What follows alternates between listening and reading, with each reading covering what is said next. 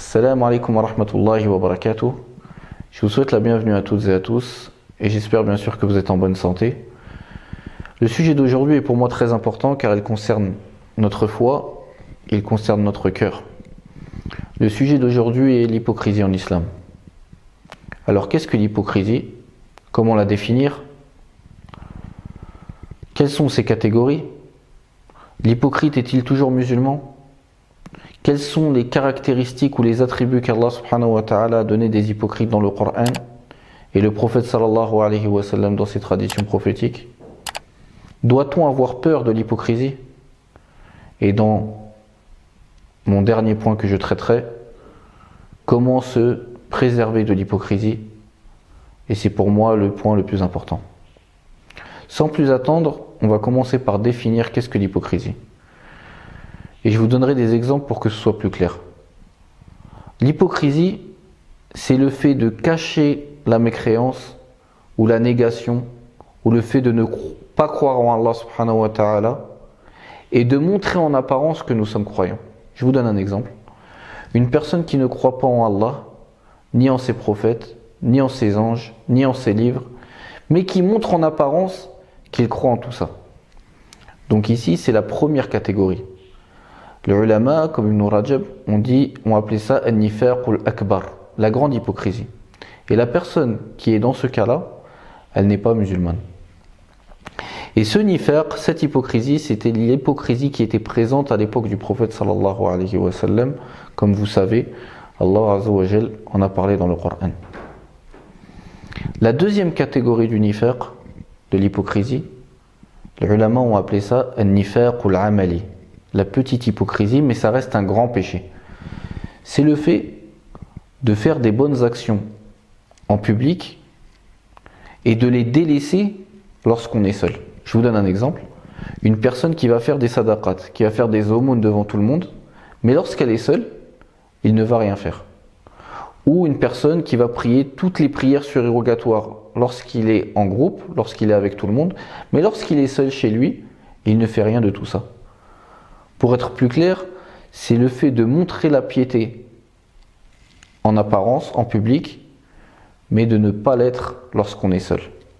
Et ici, c'est très dangereux, car comme je vous l'ai dit précédemment, c'est un grand péché. Doit-on avoir peur de l'hypocrisie? Je vais vous citer ici des exemples des compagnons du prophète sallallahu alayhi wa sallam qui avaient peur d'être des hypocrites. Première histoire, et je vous en citerai que 3. Première histoire, Hanzalatul Ghasil. Hanzala, une fois, est sorti et a rencontré Abu Bakr radiyallahu anhu. Lorsqu'il a rencontré Abu Bakr, il lui a dit « Nafaqa Hanzala » « Je sens que je suis un hypocrite. » Alors Abu Bakr s'est interrogé, il lui a dit « Ma bika » Je vous résume l'histoire. Il lui a dit « Qu'est-ce qu'il y a ?» Il a dit Lamma nakunu inda Rasulillahi sallallahu alayhi wa sallam, lorsqu'on est avec le prophète sallallahu alayhi wa sallam, il nous parle du Jannah et de l'enfer, du paradis et de l'enfer.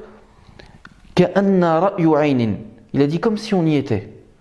Et lorsqu'on délaisse ses assises et on retourne à nos familles et nos enfants et à nos occupations, nansa kathiran. Il a dit on oublie beaucoup. Abu Bakr lui a alors répondu je ressens la même chose que toi. Viens, on va voir le prophète sallallahu alayhi wa sallam, on va lui demander.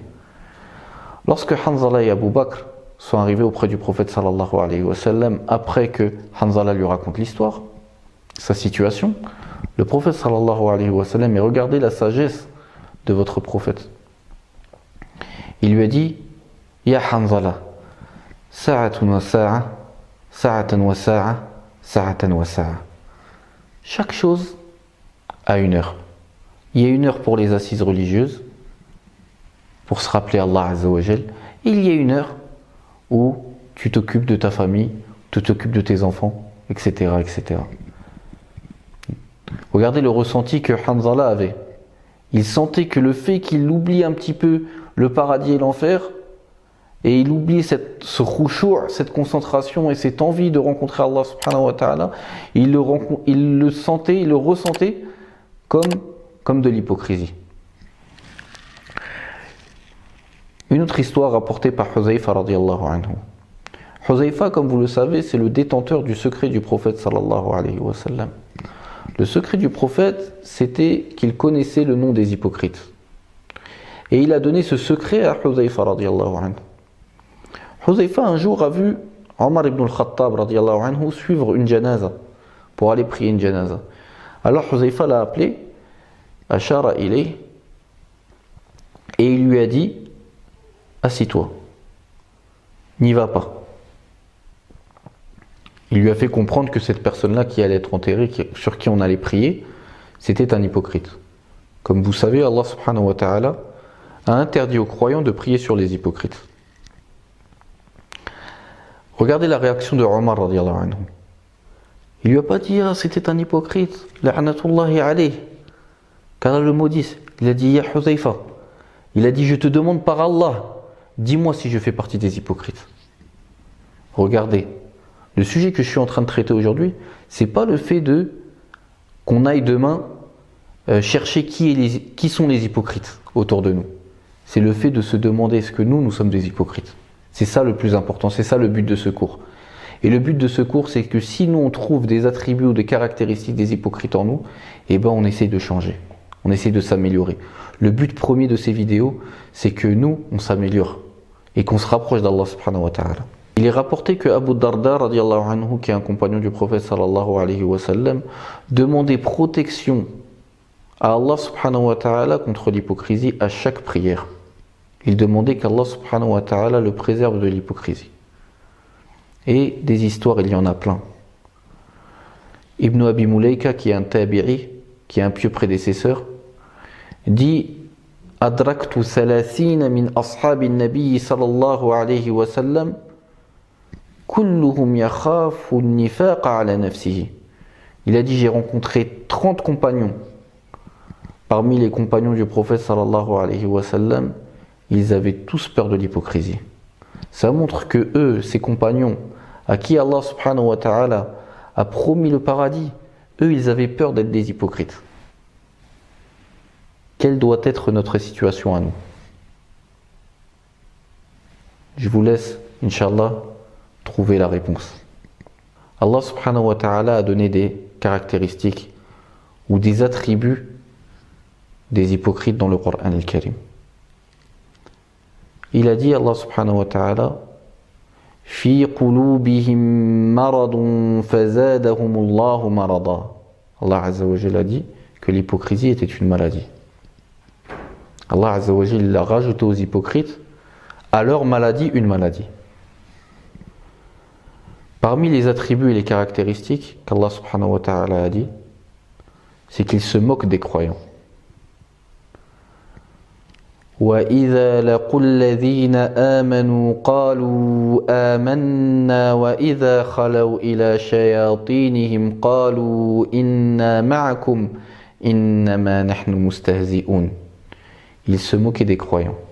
Allah subhanahu wa ta'ala a aussi dit qu'ils étaient paresseux lorsqu'il fallait faire de bonnes actions.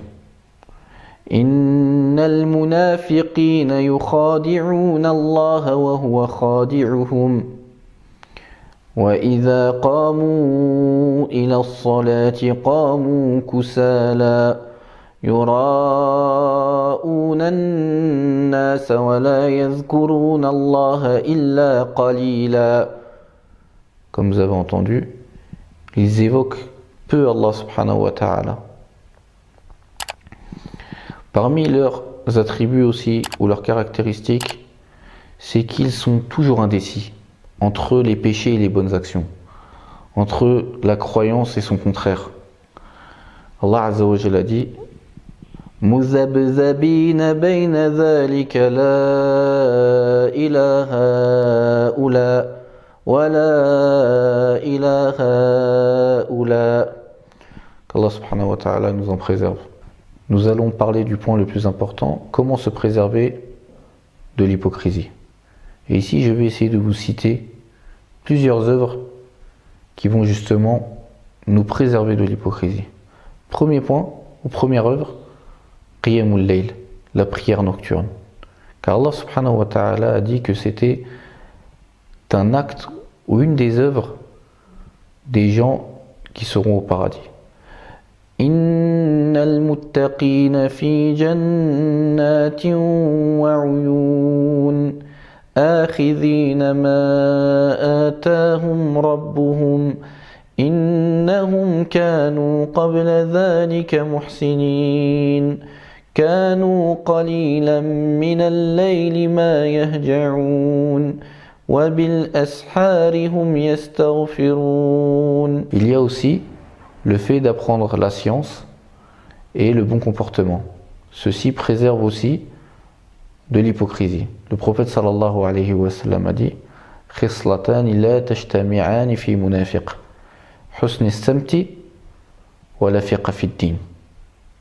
On voit ici que la science et le bon comportement préservent de l'hypocrisie. Donc voilà, je vous ai cité quelques œuvres qui pourront, Inch'Allah subhanahu wa ta'ala, nous préserver de l'hypocrisie. Wa sallallahu wa sallam ala nabiyyina Muhammad wa ala alihi wa sahbihi ajma'in.